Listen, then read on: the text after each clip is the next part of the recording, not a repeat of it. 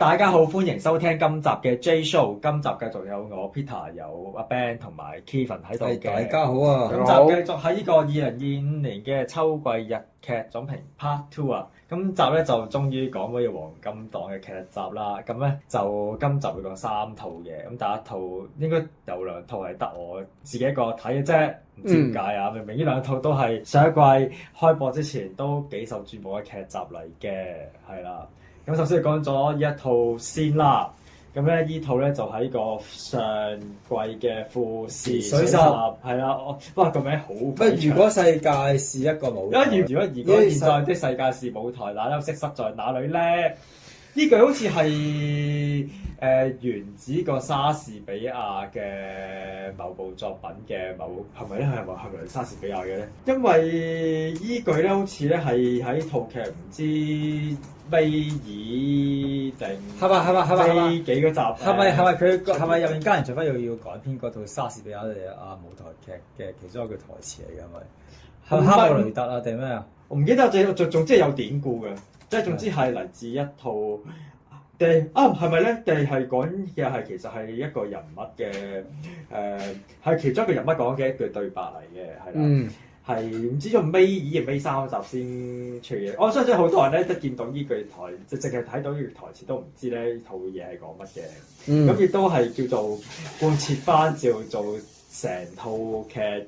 叫最尾呢個收視口碑皆雙輸嘅一個原因啦，咁樣，係啦，咁咧，因為呢套劇咧，其實咧喺公佈嗰陣，其實都幾受注目嘅。嗱，因為呢個台前幕後都幾劇啦，係啦，名編劇三谷幸喜。嗱，呢個主演菅田將輝，嗱下面仲有濱邊美波、二階堂富美、神木隆之介等等，跟住仲有後來去到後期，唔係仲有一集一嘅巨大客串咩？唔係，但係嗰陣嘅收視已經好低，已經救唔翻啊嘛，所以你再有啲大客串，即係譬如新田斗真啊、小栗旬啊，個啲都冇乜作用啦。咁樣同埋再加埋呢個主題曲嘅 Yo Asobi 嘅劇上添，嗱，又點知又係俾我哋噏中嘅 Yo Asobi 去離開咗一個2次元嘅他都係冇用嘅。唔係，其實會唔會講嘅？其實 Yo Asobi。呢叫8字8啊，睇個3次元太啊！唔係，其實因為Asobi嘅大威能係咪已經本身無論喺邊度都已經削弱咗㗎？我想講，唔知啊。咁而家新嗰，因為佢啱啱出新歌啊嘛，咩 Andrea 同埋一個 Baby 又拍個咩花樣少年少女動畫版啊嘛，但係都係唔 hit 㗎嘛，但係都係。Andrea 好少少咯，好似成績方面。係啦 ，Baby 又爭啲。而家講翻呢套咧就叫做係講翻收視啦咁樣。咁咧初回5.4係啦，但係咧跟住嘅大部分集數都係徘徊喺3之間嘅，3之間，因為呢套全套嘅11集，咁有咧8集咧就喺3或以下嘅。點解我會講以下咧？因為中間有2集咧係低過3嘅，係啦，最低嗰集係第9集就2.8，但係結局咧就係倒數第2得2.9，錯平均就3.65。係啊，就係呢個係呢個水10時段嘅第2低。係 Start Up Still 係咪？係 Stand Up Star 係繼續係龍主。對分我次追機。咁應該分一次追機嘅。唔好，但係諗下，你諗下嗰2套嗰個俾使咗幾多錢？呢套使咗幾多錢？咁又係喎，不成正比喎，咁啊。唔係，但係咧相比之下咧，其實咧睇完之後發現，其實咧呢套咧。其實唔係啲錢使好多錢，啲錢應該燒晒喺啲片酬度應該係。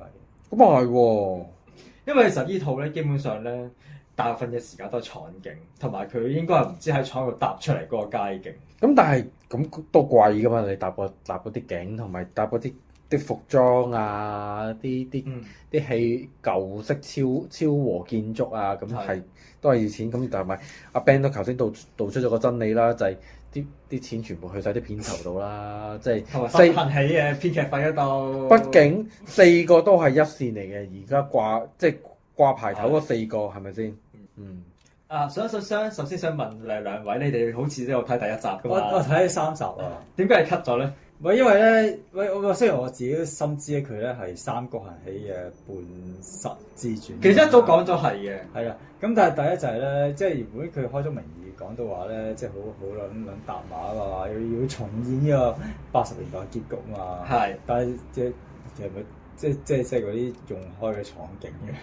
仲開啲舊場景，係，跟住同埋咧，菅田將輝咧個角色都幾唔討好。係佢係由第一集討好唔討好到最後一集嘅，佢後面係越嚟越衰添啊！仲要，如果你頭幾集應該佢好唔討好，後面佢嗰個叫黑人憎嘅行為係叫做一個幾何級數上升嘅趨勢嘅，係啊，咁跟住然後咧個感覺個劇情又好似好唔吸引㗎，即係純粹係講佢點樣去。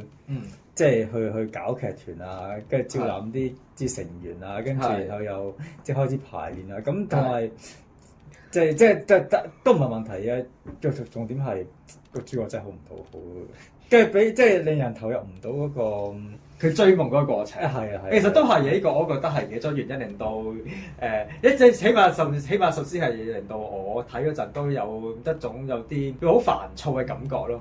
係啦，但咁阿 Kevin 咧，你睇咗一集噶嘛？唔係，首先我第一時間就係即係覺得《三國嘅行喜》真係江郎才盡啊！真係對於處理啲大堆頭熱鬧劇嚟講，已經去到咧。大連你揾年之13人係嘛？咁我好似為佢把妹一成咁但係嗰個唔同嘅，嗰個始終係大河劇嘅套路又同黃金檔又好唔同。咁因為年初13人我冇睇，我唔敢評價啦。咁但係三國行喜無論係寫呢一套作品同我之前睇，無論係之前嘅戲，例如有頂天酒店啊，或者再近期啲咁大空港啊嗰種，都係群星熱鬧嚟講，比較似同一個氛圍啊嘛。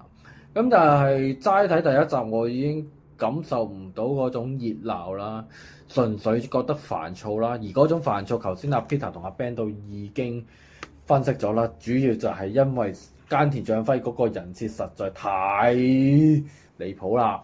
咁同埋又有一啲唔準確嘅，因為睇第一集好啦，又唔完全顯示到神木隆之介啦、濱邊美波啦、而家唐富美而家唐富美好啲嘅特色，同埋因為可能第一集佢已經係都要爆晒所有角色，咁所以咧你要短喺個幾鐘裏邊咧，要突顯晒所有人嘅嘢咧，咁就變得好唔夠樣樣嘢都好水過鴨背，咁所以變就係純粹係感覺上齋嘈，你又唔可以用胡鬧嚟形容第一集嘅，但係就係好嘈，但係就唔係熱鬧咯嗰種感覺，所以我就冇興趣再睇落去啦，反而片尾係好睇嘅。好啊，即係指劇上係好，因為咧頭先我諗個 Kevin 咧都叫大約都可以歸納到咧，咁點解咁多人咧睇完第一集之後咧就冇睇落去嘅原因，就係主要都係因為咩？佢實在喺一集嘅就叫做基本上想鋪曬所有角色出嚟，跟住就變咗好似好亂，好似冇個焦點咁樣。但其實咧第一集已經加長咗30分鐘㗎啦，所以咪加長咗都仲係覺得哇！好煩啊，咁樣咯。但係其實咧，我想講，但係其實咧過咗頭一兩集曬咧，其實我講個劇情咧係順嘅，因為主要都係講就頭先好似阿 Ben 所講，就係講佢菅田將輝飾嘅導演，佢點樣咧，即係去慢慢去揾一紮咧從來冇演戲經驗嘅人，就去組一個劇團。跟住就去排練演出就去最後公演嗰日咁樣，再之後就講話佢公演佢哋再繼續排練跟住又講話喺過程入面，佢同唔同成員關係之間出現嘅變化嗰啲嘅。咁其實劇情係順嘅，但係你話咧吸唔吸引咧？其實咧，韋實就真係寫得唔算係特別吸引嘅，係啦。咁咧，同埋咧，我覺得咧，其實咧，因為咧，如果佢要描繪到佢嗰個叫成名前後變化，我覺得咧，實在係太慢啦前面。因為咧，我想講咧，其實咧，佢第一套嗰套叫《仲夏夜之夢》咧，正式公演嘅第7集嘅事已經係。即係佢前面由排練啊，去到叫做收個劇本已經搞咗6集啊，竟然係搞咗呢個。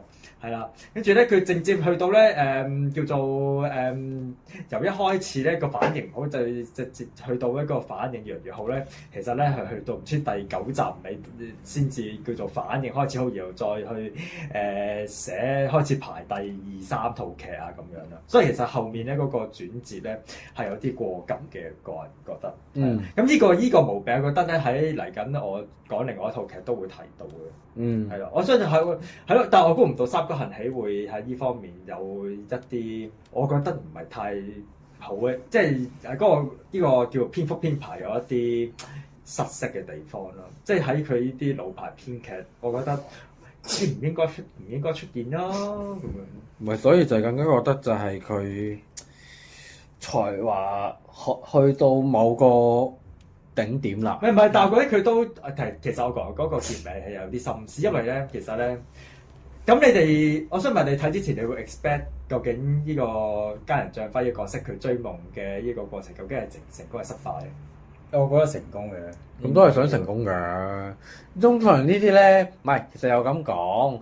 通常呢啲主角唔討好，咁但係而家係想去慢慢討好，然後去齊心協力完成咗一件事㗎啦。咁你就完全估錯晒啦！屌，最後都係最尾就係失敗，最尾劇團係而家唔介意穿橋，反正都擺晒上 Netflix。Netflix 咩？定係要話 Netflix 有啊？喂係喎，唔記得咗添。係啊 Netflix 係唯獨鎖香港區，唔記得咗添。係啦，反正係啦，呢個黃色串流平台已經上晒架啦，就唔怕穿橋，係失敗告終嘅最後係。最後嘅一個好大原因就係亦都係同頭先阿 Ben 所講佢嗰個黑人真嘅性格有關係。係佢就係因為佢私心嚟而去將一個大小問題化成一大問題，就去怪罪咗去落某一個演員嗰度。應該話佢嘅私心就一個妒忌啦，叫做。係啦。係啦，而令到呢個劇團解散。咁但係最後不過最後好似都有少少頓悟嘅。咁最後點埋尾我就估咗。不過佢基本再冇再做呢一行咯，叫做。係。不過咧，所以講咧喺套劇入面嘅角色黑人憎嘅人唔淨止係呢個家田長輝。其實嗰個二家頭富美都不遑多讓。咦，竟然啊！係啊。因為咧，佢原來去後面咧，佢係只不過係為自己嘅個星途嚟做到謀籌打算。係啊，即係一開始咧，其實咧佢係叫做想鞏固自己嘅劇團地位咧，就叫做施咗啲詭計，去到逼走咗原本嗰個劇團嘅經理人。然後就叫做想，然後又叫家田再翻捧自己做女主角。但係咧後來咧，當佢知道咧有星探咧話想揾佢咧去拍廣告啲，就把心話就飛起咗家田將輝，就離開劇團。係啊，咁當然佢後來都冇一個好嘅結果啦，即係佢後來都係只係去拍埋嗰啲叫做啲冇乜人理嘅廣告啊嗰啲，係啊。咁其實我覺得呢兩個唔討好嘅角色咧，貫徹始終嘅話都係相當之難得嘅。即係如果係咁講，即係咪阿三江行起見盡晒呢個日本藝能界生態，就話俾你聽，唔好咁樂觀正面啊對呢個業界。咁我唔知，但係我覺得佢都有，即係因為呢兩個人，我覺得先就突顯出其他角色佢哋由一開始唔中意演戲，去到佢哋慢慢發現原來自己都有對演戲嗰種嘅熱愛啊、熱誠啊啲，譬如試完準人啦，佢係。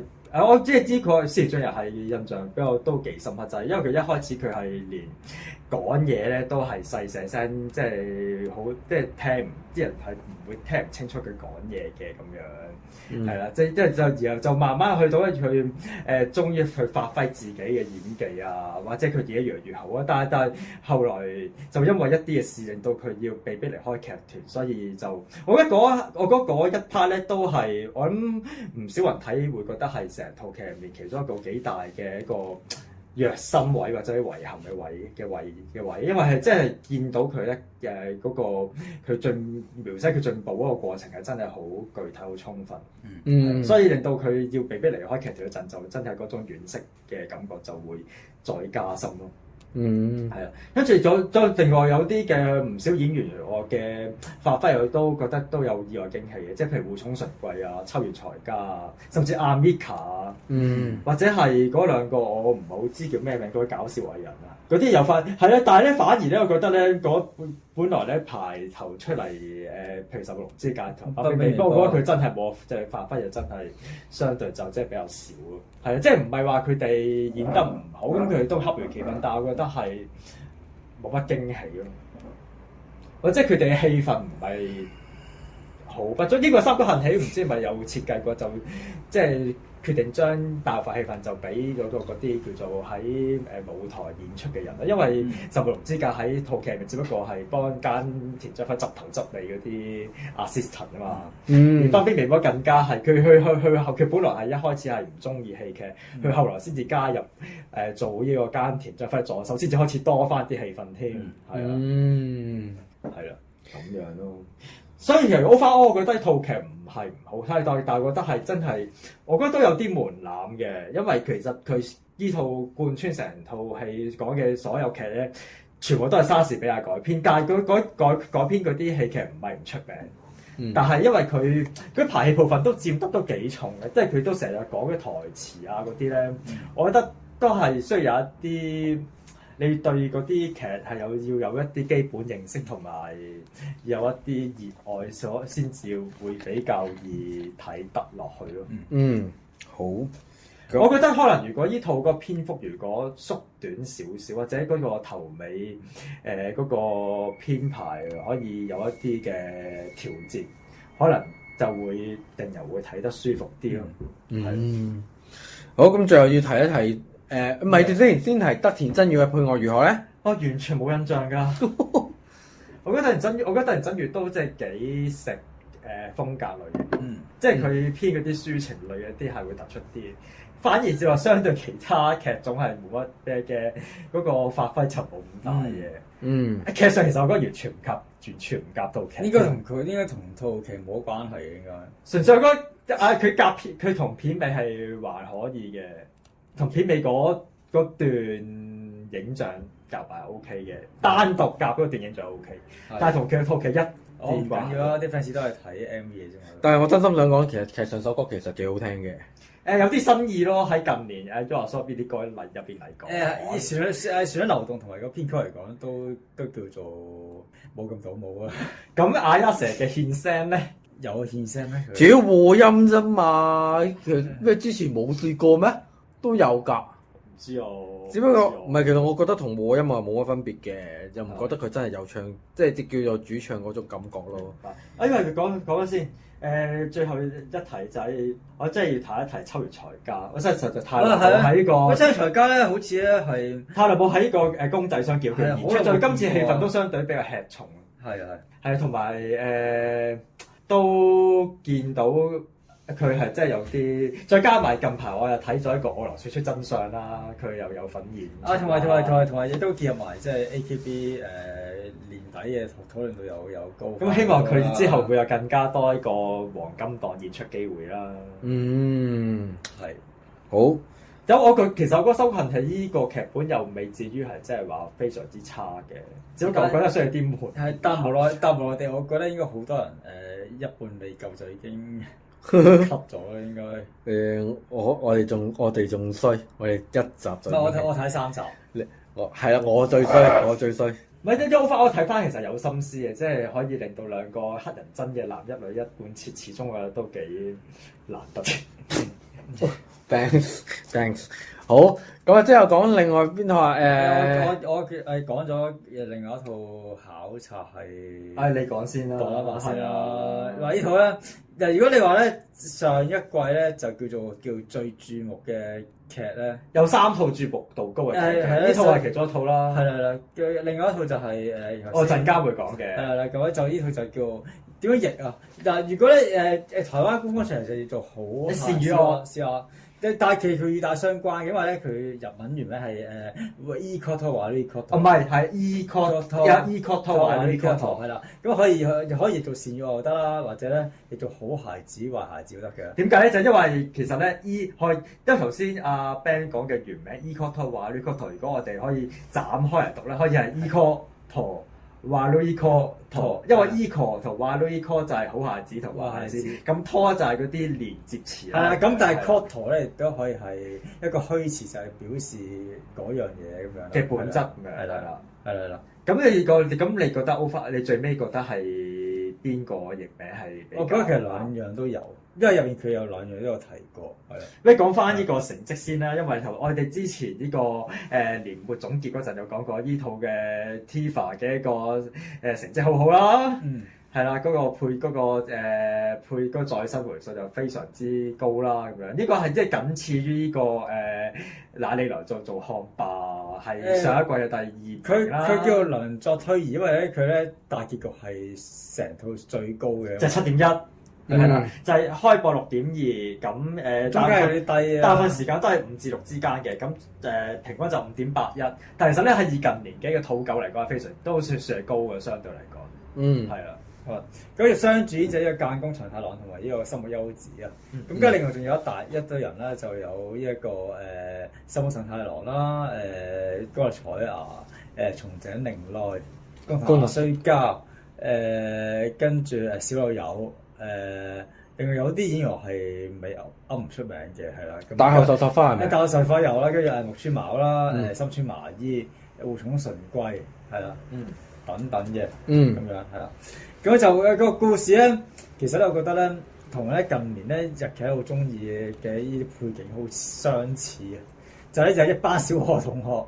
咁跟住咧，佢咧就咧埋嗰啲嘢咧，係咧即係埋咗呢個時間膠錦囊咧，咁樣就埋咗喺校園嗰度啦。咁咧，但係咧就去咗 N 年之後咧，咁樣就佢哋埋咗個時間膠囊入邊嘅，即係叫做即係描繪佢哋當時咧叫做我的志願嘅畫咧。咁咧就咧佢哋身邊嘅同學咧，咁樣就咧。好似咧呼應咗佢哋嗰個我的志願嘅畫咁樣咧，就逐個咁樣咧就開發殺啊，係啦。咁於是咧就大個咗之後嘅即係呢個間宮長太郎咁啦，同埋佢身邊嘅一啲小伙伴咧，你可以話係咁咧就要去追查嘅真相啦咁樣。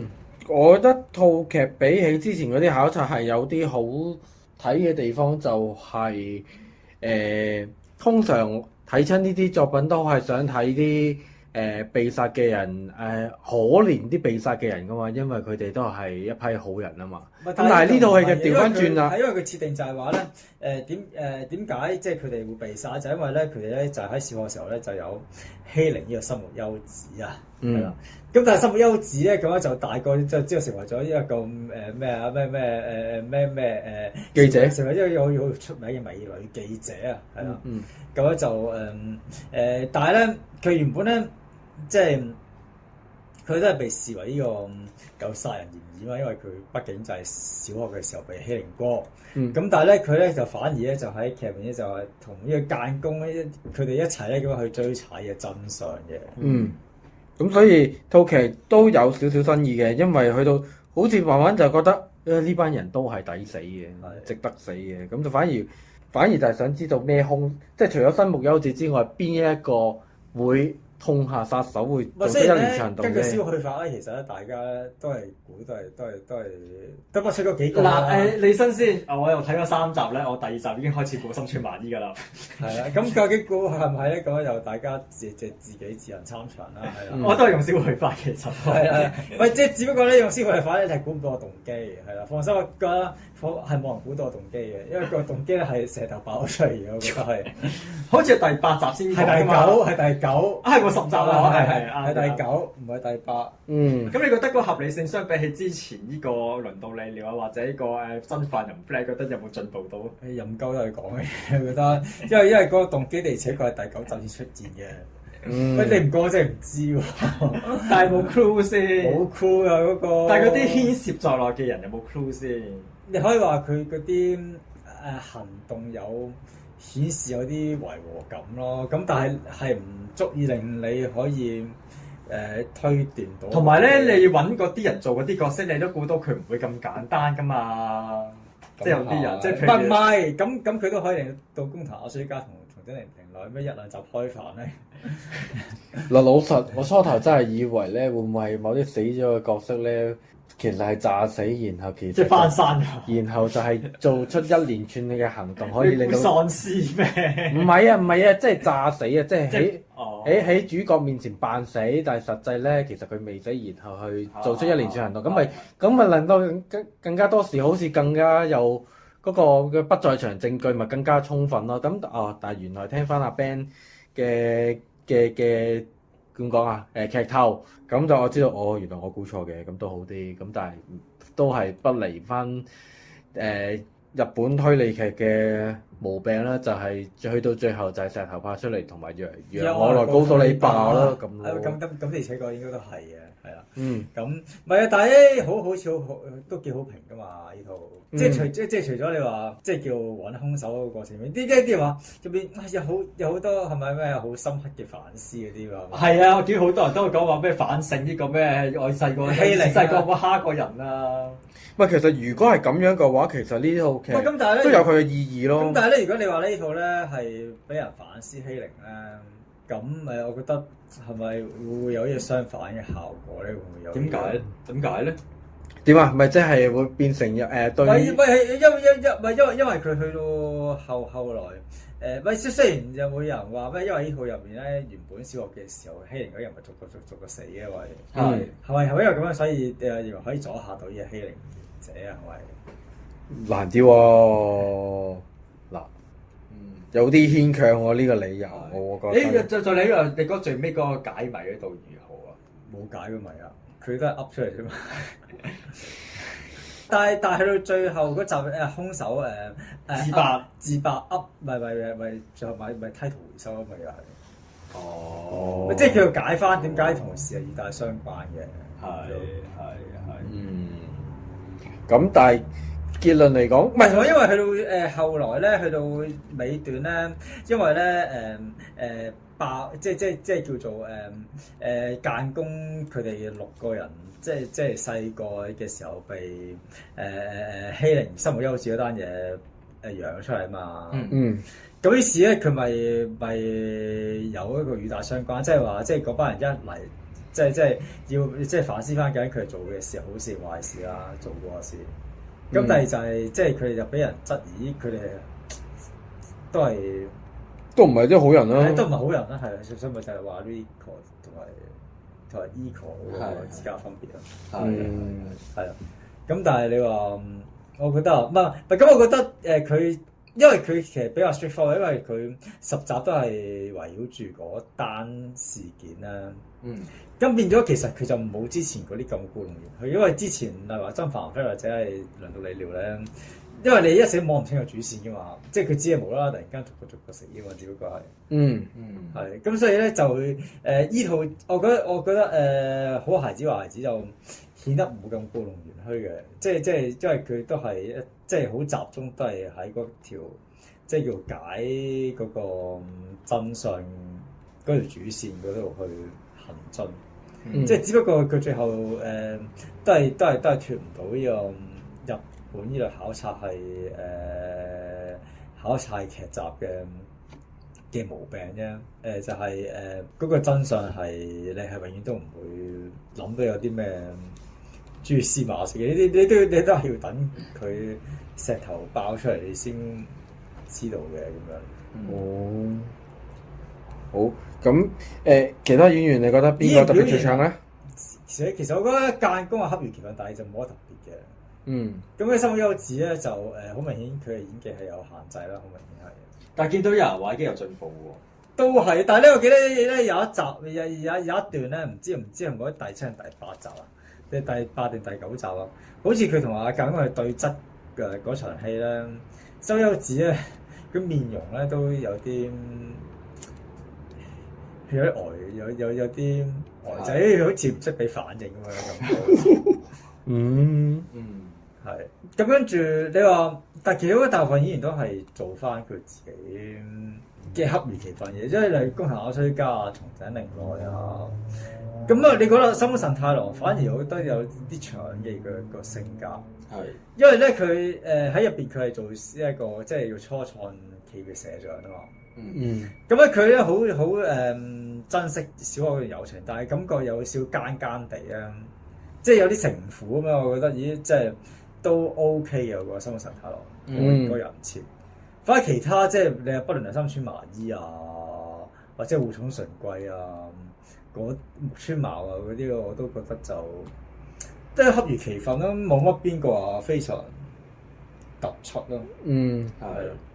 咁佢最尾啊，講翻個首主題曲啊！我就係喂，呢個好少有啊，用翻一首好舊嗰個就係呢個 Pornography 嘅《洋雨蝶》啊，25年前嘅歌啊！咁咧原本咧我都覺得有啲奇怪，咁但係因為咧第一就係咧，我覺得咧佢莫名其妙地都配合個片頭，因為片頭係黑白噶嘛，即係佢係有啲即係叫做係細個嘅時候嗰啲校園嘅剪影啊，係啊。同埋咧，我唔知點解咧。雖然咧應該咧同首歌冇關係，但係我覺得咧首歌嘅曲風咧好莫名其妙地咧，好配合嗰種詭異嘅氣氛。同埋咧，我個歌詞有少少夾嘅，因為《洋雨蝶》咧歌詞咧佢講應該係話咩細個嘅時候有犯過一啲錯啊，即係做咗一啲唔應該做嘅事，大個咗你點樣去彌補啊嘛？係啊，咁我覺得就應該都係因為咁樣，所以就揀嚟做主題曲嘅。明白。係咁，但係其實我覺得點解唔揾人寫首新歌咧？而家買一首舊歌版權咪平啲嘅？唔知係咪？咁應該都係嘅咁。係咪咁都好啊？咁起碼俾大家認識翻一首經典 J-pop 名曲。但係因為咧，呢首本身都係好出名嘅夏日嘅名曲嚟嘅。係冇錯，係啦。咁你覺得咧，呢個 NTV 之後會唔會食過翻尋？絕對係會，係會㗎。咁絕對係會，係。咁就係會㗎，只不過係會唔會做跨兩季啫？只不過係幾時會再有啊？同埋因為問題係你唔知嚟㗎。你之前有啲咩最乜教師系列啊，即係最好啲教師啊，跟住3年 A 班都係個兇手嘛，全部都係依類劇嚟嘅啫嘛。係，即係證明日本人真係睇，即係好中意呢類劇。你就算係佔領系列都係㗎。你佔領系列你都係會估真兇㗎嘛，都係。咦，睇嚟咧NTV 係考察係劇集嘅大戶嚟㗎。同埋咧呢啲控制到成本，大部分都係一個景拍晒啊嘛。不過好壞之壞係算多，算多街景㗎啦，算多外景㗎啦。係咯，見到都好似好多咩喎？係咯，即係你俾翻。但係佢啲外景唔難玩，應該咁講。係咯，咁所以繼續努力啦，繼續揾多啲啱啊。其實咧，我哋成日都漏咗一套咧少提及到嘅考察係，不過因為佢係用愛情做包裝，就係年頭岸井ゆきの同埋戀月芳啊嗰套戀月芳。但係因為嗰套包裝得唔好啊嘛，大家你嗰個時刻大家都唔覺得嗰套係啊嘛。同埋個兇手就太明顯啲。係啊，就太明顯，所以大家就提唔起嗰個熱誠喺度估啊。係啊，係就要估啊嘛，就係要呢個過程就係你睇佢 X 嗰啲咩嗰啲乜考察，你就知道日本人係幾中意做偵探咧。好，講埋就係今集節目最後一套大劇。係咯，點解得我開嘅咧？唔係，我覺得其實呢個題材有啲門檻嘅，我覺得對。但係咧，其實咧，我見到佢最尾，其實咧，呢個唔係門檻嘅，即係咁我知，即係好似冇人，即係完全冇人係受呢樣嘢影響，係會會集睇到好熱血沸騰啊，好即係睇到呢個流晒馬尿啊咁樣。你一聽我啲描述，知道係呢個檔嘅其中一種嘅性質啦，就係 TVB19啊 Royal Family 啊。係啊，呢個串流就官方串流就譯咗榮耀家族。係啦，你講即係 The Royal Family 就係改編就係即係早見和真嘅同名小説。係。咁咧就原著就係一個點解頭先阿 Ben 話係一個相對門檻高嘅，就係因為係關於呢個競馬嘅。門檻高咩？因為其實係世界共通嘅喎。或者咁樣講，唔係好多人有日本少見嘅題材咯。日本係比較少見用競馬嚟到改編嘅一個3次元真人影視作品。如果你話2次元係唔少嘅馬良偉咯，係咯。2次元嗰啲咩胡媽、梅雪明咩馬良都好 hit 㗎。咁係。點解我用競馬唔係用賽馬咧？原因咧就係因為咧，其實咧呢套嘅入邊咧，其實咧嗰個所謂雖然咧你話咧競馬咧都係有賭博成分㗎啦，但係其實咧你睇完呢套劇咧，你係唔會覺得咧你又唔會覺得呢套劇入邊嘅任何一個角色咧係叫做唯利是圖啊，係即係咩會係為咗唔知咩賺咩不所謂啲咩不義之財啊而去投身呢個行業，而就係純粹對呢個競馬呢樣嘢係有一種好單純嘅一個熱誠，有一個好單純嘅一團火。即係無論係對於呢個競馬呢個運動又好啊，甚至係對隻馬本身又好啊，甚至係對同呢個成個競馬行業關聯嘅所有嘅人都好，即係所謂馬主啊、養馬嗰個人啊、練馬師啊、騎手啊，甚至咧係嗰啲競馬專欄嘅作家。係啦，佢依紮人咧都唔係為咗錢嘅，你會覺得即係睇完呢套嘢之後，你會覺得呢紮人咧係即係單純對於競馬呢樣嘢係有一種好單純嘅火同埋熱誠。因為咧，如果你唔拍到咁，其實咧係唔會觸動、唔會打動到咁多對於呢一個範疇係幾乎零認識嘅人。係啦，因為咧，如果你係即係拍到就係都係將賽馬拍到好一種都係好賭博嘅感覺，你就會覺得好銅臭。係啊，就會覺得冇咗一種叫做好純粹嘅感動同埋呢個咩咯？我覺得呢個係呢套劇其中一個成功嘅地方嚟。你話有冇門檻咧？其實係真係有嘅，因為咧其實佢套劇入面都有唔少解説咗其實成個嗰個競馬嗰個系統係點樣，即係嗰隻係由你嗰隻馬喺嗰啲牧場嗰個飼養過程係點啊，跟住嗰個叫做嗰啲馬主嗰個買馬競投嗰個程序手續係點啊？甚至話你要有咩資格先再成為馬主啊？嗰啲都有講到嘅。其實喺套劇入面，我覺得佢都盡量係有叫解釋到呢啲方面嘅嘢咯。即係啲競馬方面基本知識，但係我覺得呢啲方面嘅嘢其實如果你唔專心睇，其實係都有機會係睇漏。但係我覺得咧，就算睇漏晒呢啲嘢都好，其實係對於你要去理解套劇入面嗰啲人物嗰啲行為嘅時候，我覺得影響都唔係真係好大嘅。因為咧，呢套劇嚟嗰個成功嘅地方就係佢每一集都必備起碼10分鐘嘅賽馬比賽嘅環節。喺度嗰環節，啲人就已經完全拋低晒咧所有後面嗰啲關於呢個，即係將自己代入咗佢呢個賽馬嘅觀眾啦，就會係啦，跟住就會因為咧喺呢個就。其實我覺得都幾倒模嘅，其實佢每一場拍得都幾，即係睇住嗰啲馬點樣由落後去到追翻上嚟，跟住又見到嗰啲主角群喺呢個觀眾就喺度吶喊就話熱嘅，即係咁上啦，跟住贏咗就喺度跳起嘢。喂，咁又換個角度，其實呢套劇無論喺呢個知識範疇同埋喺呢個場面嘅調度裏邊，其實都滿足晒俾大家啦，即係佢唔淨只有學術性俾觀眾認識馬術競技呢個項目呢個世界，亦都有競賽場面等大家可以投入到個氣氛。咁呢個亦都係 TVS 日久好擅長嘅個吸引觀眾嘅方向。我唔知原著小説嗰個重點係點樣，但係我覺得如果係咁樣，我覺得係一個好成功嘅改編。係啊，所以你其實都反映到翻喺呢個收視同埋喺呢個網播成績嗰度嘅。因為呢套咧係啊，都係查一查講翻呢個叫做收視成績啦，咁就平均係10.56啦。咁咧最高嘅一集就係第一集就11.7啦，咁樣咧大結局就11.4嘅。咁咧佢除咗第4集咧就因為撞咗啲假期就跌到9.0之外，有其他嘅集數咧都咧係保持喺個雙位數嘅，係啦，咁就平均係啦，咁就叫做都保住咗日久嘅雙位數嘅金漆招牌啦，叫做。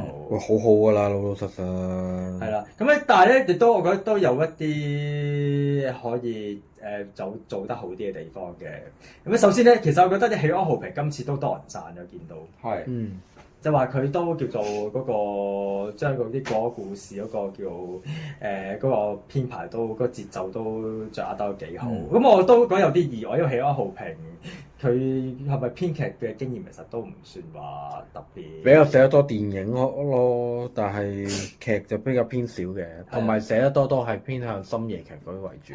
但係我覺得編排方面覺得有一個叫做有少少唔係太好嘅地方嘅就係，因為其實呢套其實分咗開咗兩部分嘅，咁第一部分就係講話阿妻夫木聰同埋叫做佢服侍嘅第一個馬主，即係佐藤浩市之間嗰個嘅故事啦。咁第二部就係關於木克連，就即係阿佐藤浩市嘅私生仔，即係佢服侍第二個馬主之間故事啦。但係咧，因為其實咧。木克連咧，佢嗰段咧，實嚴格嚟講係得最後嗰3集咯，即係前面嗰6、7集都係作為好事。我覺得好似入，但係雖然木克連嗰個隻角色其實第5集嘅出現咗㗎啦，係啦，但係都去到叫做一座好事唔知第7集先死嘅，係啦，咁所以咧真正踏入呢個木克連嘅嗰一段咧，就會第8集先有嘅，先開始正式。咁所以我個人覺得就好似有少少遲，所以我覺得我有嗰個轉變好似有啲急啊！即係尤其是係第9集，但係尤其是第8，我唔記得佢第9集啊，就叫做由木克連同妻木聰一開始有啲意見不合啊，跟住又講到話即係想叫解除合作關係，就去到又講到後來點樣去叫和解啊嗰啲咧，叫好似一集，我覺得係可以分拆開做2集嘅篇幅咧，用1集之內講晒咧，即係有啲好似趕收工嘅感覺，我覺得。有一個原因，我覺得可能就係因為前面佐藤浩市嘅篇幅太多，係啦，所以我覺得佐藤浩市前面講得多係有需要嘅，因為都要講翻妻木聰點樣去踏入呢個競馬呢個行業啊，又講話佢點樣慢慢去到同佐藤浩市呢一家人嘅關，即係佢同埋佢屋企人嘅扯拉上關係啊，又講到佢點樣去慢慢去認識同呢個競馬呢個行業有關嘅人啊，等等，都需要啲篇幅嘅。但我覺得如果再其實木克連嗰個部分，如果多1集至1集半就會好啲咯。但我想講咧，好似我因為我冇睇啦，但係咧我見坊間咧好似木克連又多咗批 fans 喎，係啊，冇錯啊，咩伊廉啊，見到嗰啲X 嗰啲tag 5、6、7、8、9、10嗰6集真係圈到咩？圈到啲咩嘢啊？但係其實我哥哥佢嘅角色唔係真係好突出咯，因為佢都係比較叫做一係都因為佢係嗰啲沉默寡言，可能因為佢有個背景接關，因為佢係私生子嘛，係啊。但係佢對於競馬係有一種叫做都幾意外嘅執着嘅，即係佢叫做有好即係叫做數據係嘅嘢，即係佢會即係好多嗰啲分析啊嗰啲咧，即係譬如佢研究嗰啲馬啲血統啊。嗰啲即係佢比較理論型嘅人啦，咁所以佢即係佢阿爸佐藤浩市其實係乜都唔識嘅，佢對賽馬係一啲嘅認識都冇，佢純粹係單憑自己嘅一啲主觀嘅第一下嘅感覺嚟到去決定我買邊隻馬，所以都好自然不同嘅，係啦。所以其實我覺得呢套劇入面其實咧，妻木聰咧雖然話係主演，但係我覺得佢係唔係好似主演。係，即係而家其實因為尤其前半部係更加明顯，因為前半部咧佐藤浩市係真係搶咗好多嘅，因為所以就當然有一個原因就係因為我覺得成套劇入面其實妻木聰都係處於一個叫輔助馬主嘅角色咯，所以其實佢個擺位其實係偏低咯，係啊，因為同埋其實咧妻木聰佢嗰個角色雖然佢係都有自己嘅故事，但係其實唔係講好多。係，其實主要係講佐藤浩市嗰一家族嘅故事，同埋甚至係講嗰紮馬嘅故事，係仲多過妻木聰佢個人本身。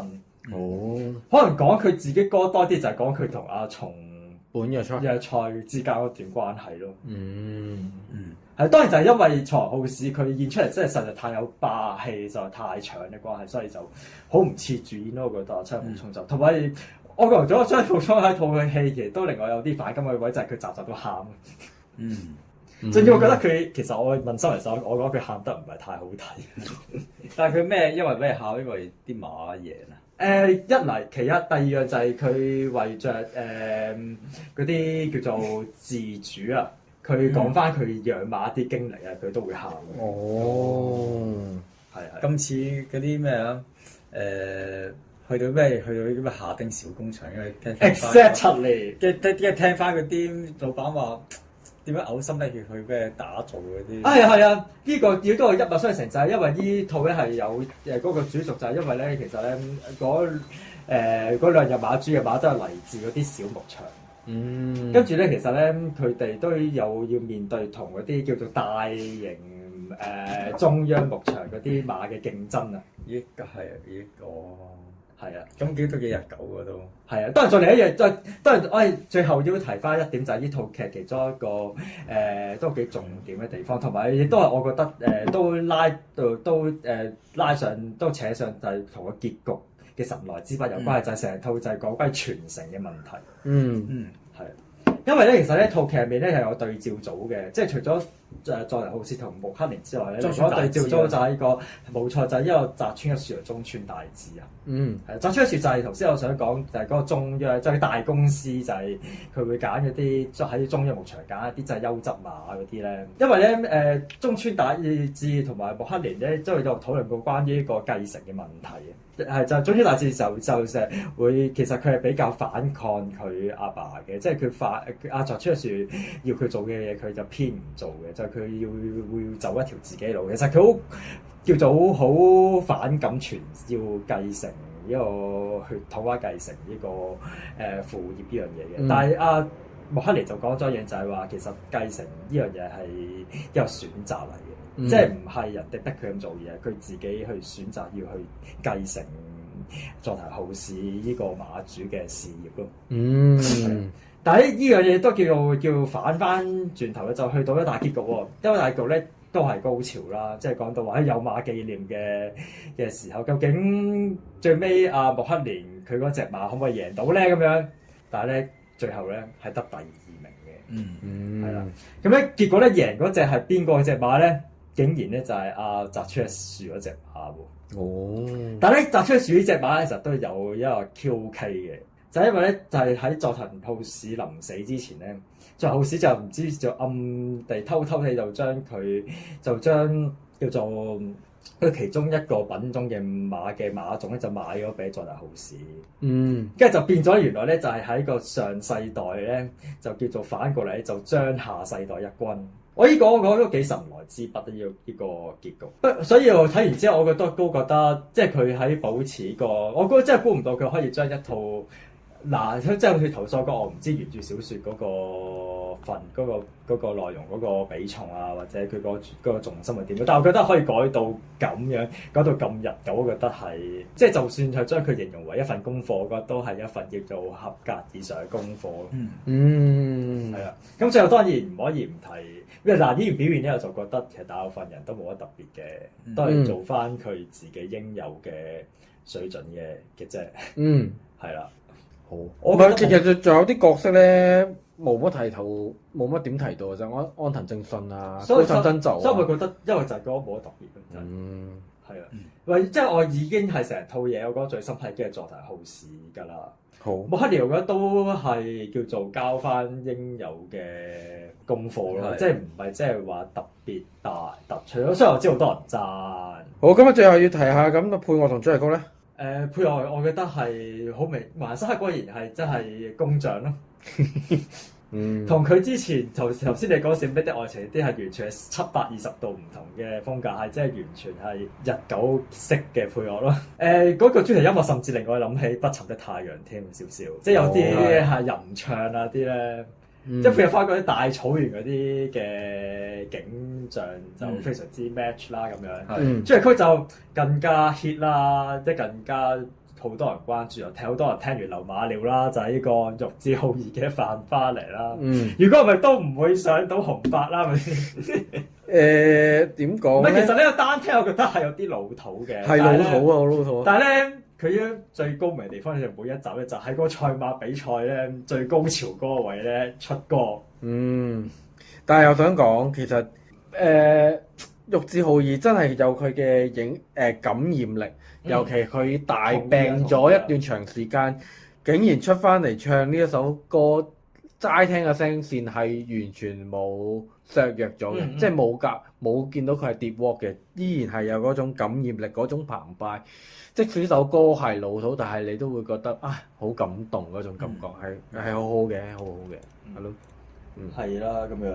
咁其實咧，我個人咧，即係雖然你話賽競馬唔係個個有興趣啦，但係我個人覺得咧，你話推薦，我覺得我都會推薦大家有時間去睇翻嘅。唔係啊，我覺得香港觀眾係要識啱睇嘅喎。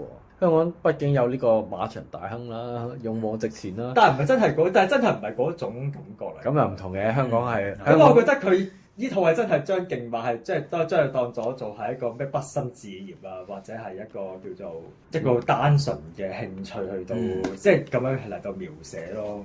都係嘅，都係。即係你喺見係入嚟，你完全係睇唔到，又睇唔到啲人咩買馬飛啊，跟住賭馬嗰啲感覺係真係完全冇啊！大家可以揾嚟睇啦，揾翻嚟睇啦。係啦。係啊，點解你公司唔買嘅？好想知。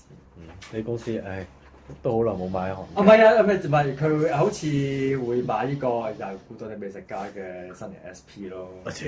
咁咁冇嘢啦。好啦，咁啊仲有啲劇係未講嘅，咁啊留翻下集先再講啦。咁今集時間係咁多啦，多謝大家收聽。拜拜。